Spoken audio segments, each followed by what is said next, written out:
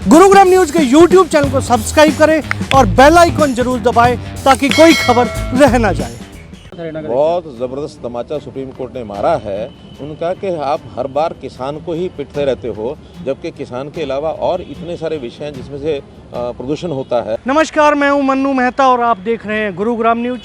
अब गुरुग्राम न्यूज की खबरें पढ़ने के लिए आप गूगल ऐप से हमारी एप्लीकेशन भी डाउनलोड कर सकते हैं और पा सकते हैं शहर की सभी खबरें।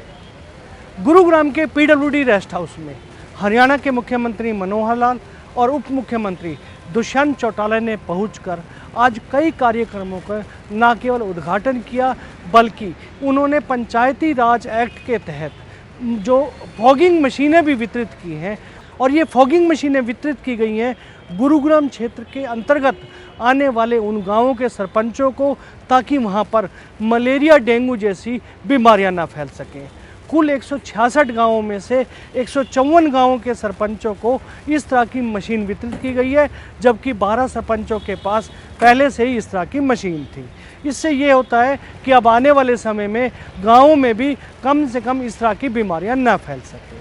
वहीं इसके अलावा मुख्यमंत्री मनोहर लाल ने एक CSR मीट के तहत उद्यमियों के साथ भी बैठक की थी और काफ़ी ऐसी योजनाओं पर चर्चा की थी जो हरियाणा के लिए काफ़ी हितकारी साबित होने वाली है।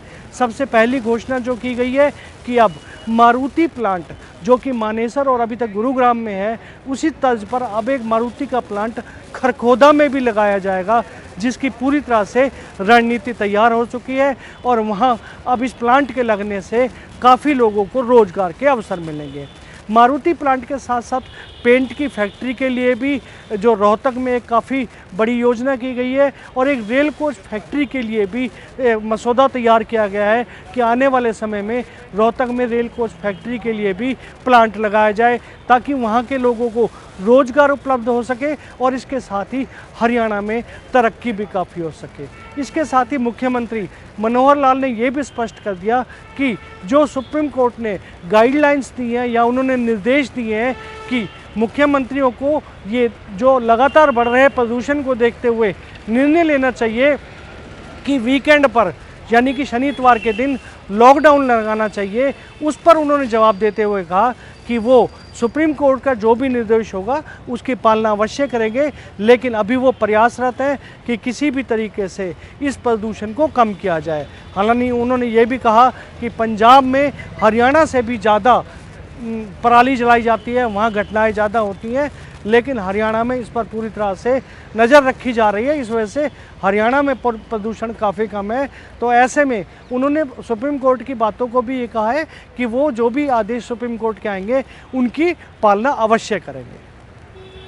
आज दो उद्योग ऐसे हैं जिन्होंने ज़मीन के लिए भी और कुछ कंसेशन जो हमारे से मांगे थे वो पॉलिसीज हमने दोनों क्लियर कर दी हैं। एक उसके अंदर मारुति उद्योग खरखोदा के अंदर 900 एकड़ ज़मीन, क्योंकि कुछ रेट्स की बातें चल रही थी, आज हमने वो फाइनल कर दिया है। कुल मिलाकर के 2 करोड़ और 96 में से 10% कम, 296 का रेट है, लेकिन एक स्पेशल प्रोविज़न है 10% कंसेशन का। वो विदिन 45 डेज अगर पैसा देते हैं तो 10% रिबेट, इस तरीके से फाइनल हो गया है। और बाकी उनको कुछ कंसेशंस हमने जो हमारा SGST होता है उसमें रीइंबर्समेंट होती है, तो वो हमने 15 साल के लिए उनको SGST की रीइंबर्समेंट दी है, और ताकि वो उनको एक कंसेशन रहे। नया प्रोजेक्ट खरखोदा में उनका ये लगेगा और लगता है 2 या 3 साल के अंदर, 2.5 साल के अंदर वो प्रोजेक्ट को वहाँ ले जाएंगे। जो उनकी प्रोडक्शन यहाँ पहले गुड़गांव और मानेसर में चल रही है उसको और बढ़ा करके और उस प्रोडक्शन को करेंगे, और एक प्रकार का हमारा ऑटो उद्योग है, ऑटोमोबाइल उद्योग है, वो और आगे बढ़ेगा। इसी प्रकार से एक दूसरा प्रोजेक्ट है ग्रासिम पेंट्स का। ग्रासिम पेंट्स की बातचीत पहले रोहतक में चल रही थी, लेकिन किन्हीं कारणों से उनको रॉ मटेरियल पानीपत में ज़्यादा मिलता था और उन्होंने एक्सचेंज किया है। उस एक्सचेंज में भी कुछ शर्तें और नई जोड़ी गई हैं, जिसमें से उनको भी जो कंसेशन देने थे कुल मिला के उसको भी हमने फाइनल कर दिया है।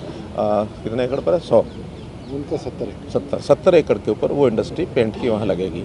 और तीसरा एक प्रोजेक्ट रेलवे के पार्ट्स बनाने के लिए भी एक ऑफर आई है, उसको फाइनल अभी बाद में करेंगे, लेकिन रोहतक में एक उस उद्योग का भी आज बातचीत प्रारंभिक हुई है। ऐसे 3 बड़े प्रोजेक्ट थे जिसके लिए आज चर्चा की। फॉगिंग को लेकर जो सिस्टम शुरू किया है, कितनी मशीन आप डिस्ट्रीब्यूट करेंगे सर, और प्लेटलेट्स की जो कमी आ रही है उसके लिए भी कोई प्लान है क्या सर? देखिए, ये जो मशीनों का हमारा कंटेक्ट हुआ था, 5000 फॉगिंग मशीनों का गाँव-गाँव में भेजेंगे, वो आज से भेजनी शुरू कर दी हैं। और चूँकि अभी जैसे मौसम भी इस टाइप का हो गया है, जैसे डेंगू भी है, तो डेंगू के समय में जल्दी जल्दी बट जाए और इसका फॉगिंग का जो विषय है मच्छर मारने के नाते से वो काम आएगा, बीमारी ना फैले, तो इसके लिए प्रबंध किया गया। सर, आज पोल्यूशन को लेकर किया है कि वीकेंड पे आज के पोल्यूशन को देखते हुए हमें कर्फ्यू लगाना चाहिए। देखिए, वो उन्होंने दिल्ली के नाते से ज़्यादा बात कही है, लेकिन दिल्ली हो या कोई भी शहर या कोई भी गांव, तो ये हमारे लिए कंसर्न का विषय है कि पोल्यूशन कम हो, एनवायरनमेंट सुधरे, उसके लिए हम अपनी ओर से प्रयत्न कर रहे हैं। फिर भी जो निर्देश सुप्रीम कोर्ट के मिले हैं हमको, उसका केजरीवाल सरकार ने एक बार फिर मुख्यमंत्री दिल्ली के ने एक बार फिर यही कहा है कि पराली को लेकर के हरियाणा सरकार को कदम उठाने की जरूरत है। बहुत ज़बरदस्त तमाचा सुप्रीम कोर्ट ने मारा है उनका कि आप हर बार किसान को ही पिटते रहते हो, जबकि किसान के अलावा और इतने सारे विषय हैं जिसमें से प्रदूषण होता है, उस प्रदूषण के ऊपर आप बोलते नहीं हैं। यानी किसानों वाली फॉगिंग पराली, उसका तो हमने खूब प्रबंध किए हैं, हमने मशीनें भी बांटी हैं, हमने उनको जुर्माने भी लगाए हैं, हमने 1000 रुपया प्रति एकड़ उनको इंसेंटिव भी दिया है। हम जितना कर सकते हैं पर्याप्त किया है। बल्कि हरियाणा का और अगर पंजाब का देखें तो पंजाब और हरियाणा की पराली में कम से कम 20 गुना ज़्यादा पंजाब के अंदर पराली जलाई गई है। हमारे पास डाटा रोज़ आ रहा, आंकड़े आ रहे हैं। हमारे यहाँ 183 केस हुए पराली जलाने के, और वहाँ 3200 बल्कि इससे भी ज़्यादा केसेस जो है पराली जलाने के, क्योंकि अब तो सारा सैटेलाइट उसको वो पिक्चर लेता है और उस पिक्चर के आधार के ऊपर ही काउंटिंग होती है, जाके काउंटिंग नहीं करनी पड़ती। कहाँ हमारा 183 केसेस आया है, उनके लगभग 3500 केसेस आए हैं, लेकिन फिर भी वो क्या करते हैं क्या नहीं, हम 183 केसेस जो आए हैं ये भी आगे ना आए, इसका प्रबंध करेंगे। सर, एक CSR की आप बैठक क्या उद्योगपतियों से बातचीत हुई, उनका नाराजगी जो नहीं, कोई नाराजगी नहीं है। हमने उद्योगपतियों से बातचीत की और बातचीत करने के बाद जो आपसी बातचीत में सहमति बनी, उसी आधार पर हमने जो 50,000 रुपये की लिमिट थी प्रति व्यक्ति की आय का, उसके ऊपर लागू किया था, लेकिन उसमें से उसको कम करके हमने 30,000 रुपये प्रति मास ये कर दिया है, और इससे सब संतुष्ट हैं। मुख्य रूप से तो मारुति के लोगों को इसमें ज़्यादा एतराज़ था, और आज आप देख लेंगे मारुति ने नए उद्योग लगाने की सहमति दी है, तो उसके बाद ही दी है। हमारा नोटिफिकेशन भी हो गया, सब हो गया है, और जनवरी में ये ठीक से सब जगह लागू हो।